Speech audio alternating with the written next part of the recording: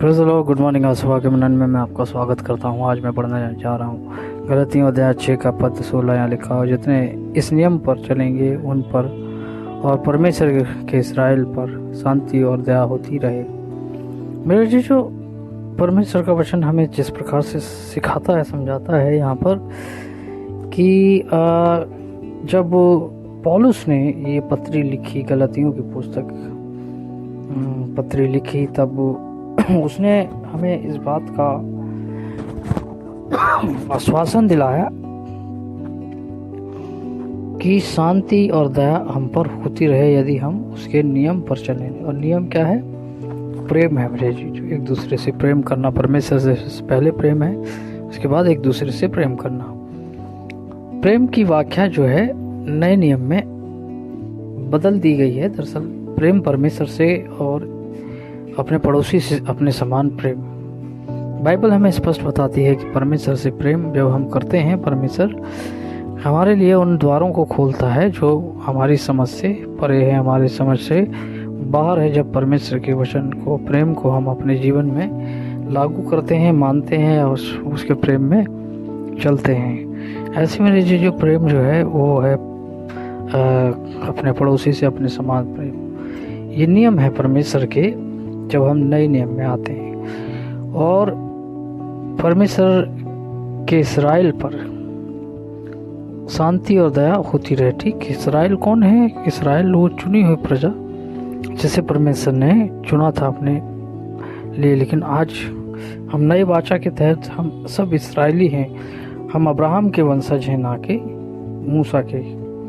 हम अब्राहम के वंशज गिने जाते हैं क्योंकि अब्राहम ने विश्वास किया, ना कि कर्मों से, विश्वास से। वो विश्वास करने से धर्मी ठहरा। आज हम विश्वास करते हैं, हम अपने कर्मों पर नहीं, परंतु परमेश्वर से जब अधिक प्रेम हमारे जीवन में होता, परमेश्वर का प्रेम हमारे जीवन में अधिक होता है, परमेश्वर की विषय हमारे जीवन में अधिक झुकाव होता है, तब हमारे जीवन में वो शांति और दया होती रहती है।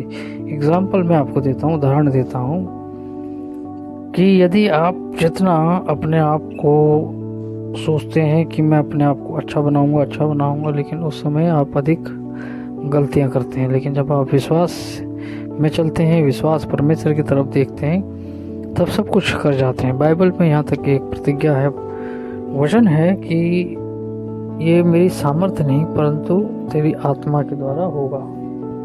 परमेश्वर की आत्मा सामर्थ्य को भी दर्शाती। परमेश्वर का आत्मा का अनुसरण जब हम हमारे जीवन में करते हैं, तब मेरे जी जो हमें वो सामर्थ्य प्राप्त होती है और हम सब कुछ कर सकते हैं। बाइबल में देखिए एक जगह लिखा हुआ है कि जब तक तुम्हें सामर्थ्य न मिले तब तक अपने नगर, अपने जगह को न छोड़ना। ठीक है, यरूशलेम को न छोड़ना। परमेश्वर के थ्रू जब हम चलते हैं तो हम सब कुछ संसार में कर सकते हैं। जब दाऊद गोलियत से लड़ने के लिए गया, तब उसे विश्वास ये था कि परमेश्वर ही मेरी रक्षा करेगा, परमेश्वर मुझे संभालेगा।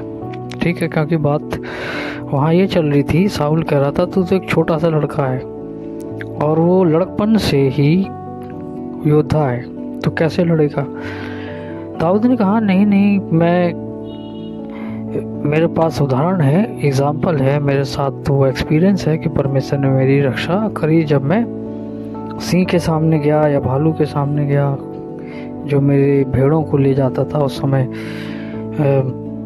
परमेश्वर ने मेरी रक्षा करी। तो मेरे जो उसे एक विश्वास था, परमेश्वर के ऊपर भरोसा था कि परमेश्वर मुझे छुड़ा लेगा।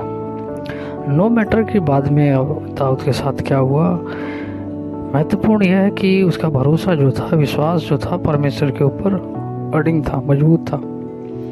यानी वो प्रेम परमेश्वर से अधिक करता था। इसलिए बाइबल में लिखा है वो उसके हृदय का व्यक्ति था।